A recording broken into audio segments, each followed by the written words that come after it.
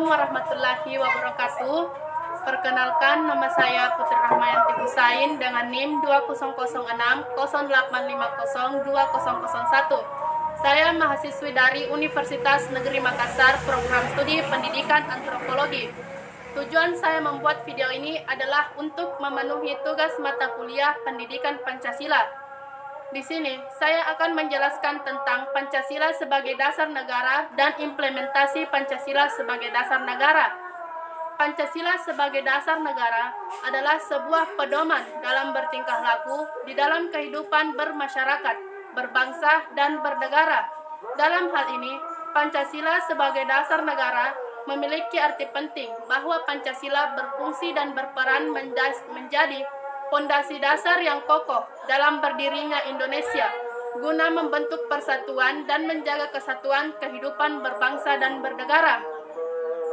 Implementasi dari sila-sila yang terdapat dalam Pancasila sekarang mengalami degradasi yang sangat serius. Contohnya, kasus yang melibatkan calon gubernur DKI Jakarta Basuki Cahayapurnama atau Ahok yang mengutip ayat suci Al-Quran surah Al-Maidah ayat ke-51 untuk kepentingan politik, sehingga menimbulkan permasalahan yang berdampak pada isu SARA. Perilaku tersebut sudah jelas bertentangan dengan sila pertama, yaitu sila ketuhanan yang Maha Esa, di mana dalam sila ini semua orang berhak memeluk agama tanpa ada paksaan dari pihak lain, tidak boleh menistakan agama lain, dan menjunjung tinggi kerukunan umat beragama.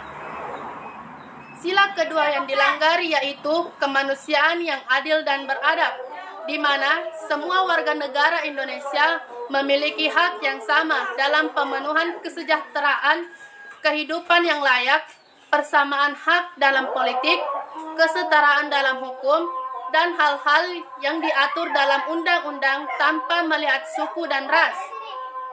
Kasus terorisme dan tindakan makar yang dilakukan oleh sekelompok orang yang mengatasnamakan agama atau kepentingan tertentu dengan tujuan memisahkan wilayah dari NKRI juga merupakan pelanggaran sila ketiga, yaitu persatuan Indonesia. Seiring maraknya terorisme, diintegrasi bangsa dalam lingkup kecil juga terjadi di kota besar.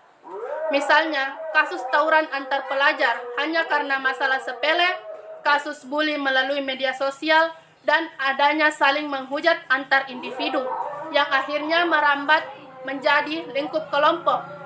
Kemudian dalam sila keempat, kerakyatan yang dipimpin oleh hikmat kebijaksanaan dalam permusyawaratan perwakilan. Banyak sekali terdapat kasus yang menunjukkan penurunan sila tersebut. Hal ini ditunjukkan oleh banyaknya kasus sengketa pilkada yang berakhir di Mahkamah Konstitusi, misalnya Pilkada Manado, Gresik, dan lain sebagainya, di mana masyarakat disuguhkan oleh mati surinya rasa penghargaan pendapat orang lain, demokrasi, dan rasa legowo di hati pihak yang kalah. Banyaknya sengketa pilkada sebagai contoh yang menunjukkan bahwa masyarakat Indonesia mengalami penurunan pendewasaan politik.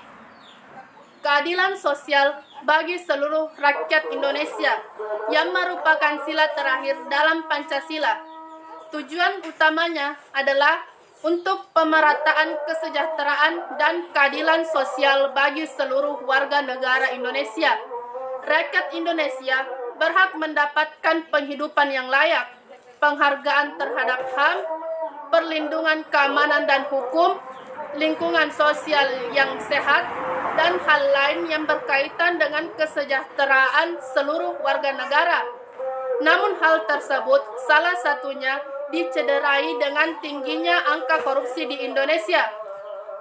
Contohnya dari data Komisi Pemberantasan Korupsi yang menetapkan Wali Kota Madiun Bambang Irianto sebagai tersangka kasus dugaan korupsi pembangunan pasar besar Kota Madiun.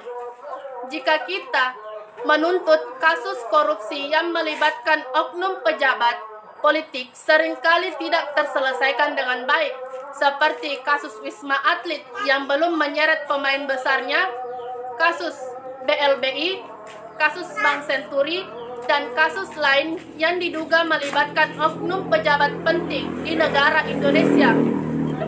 Dari permasalahan tersebut, menurut saya solusi yang dapat mengatasi hal tersebut adalah harus adanya integrasi nilai-nilai yang ada dalam Pancasila ke dalam seluruh aspek kehidupan di masyarakat, yaitu sistem pendidikan, sistem politik, pertahanan dan keamanan, sistem ekonomi, dan kehidupan sosial berbangsa dan bernegara. Dengan terintegrasinya Pancasila, maka transformasi menuju bangsa yang makmur, sejahtera, dan berbineka tunggal ika akan lebih cepat terwujud dalam kesatuan wilayah Indonesia. Demikian pemaparan dari saya, kurang lebihnya mohon dimaafkan. Wabillahi taufiq wal hidayah. Wassalamualaikum warahmatullahi wabarakatuh. Universitas Negeri Makassar tetap jaya dalam tantangan.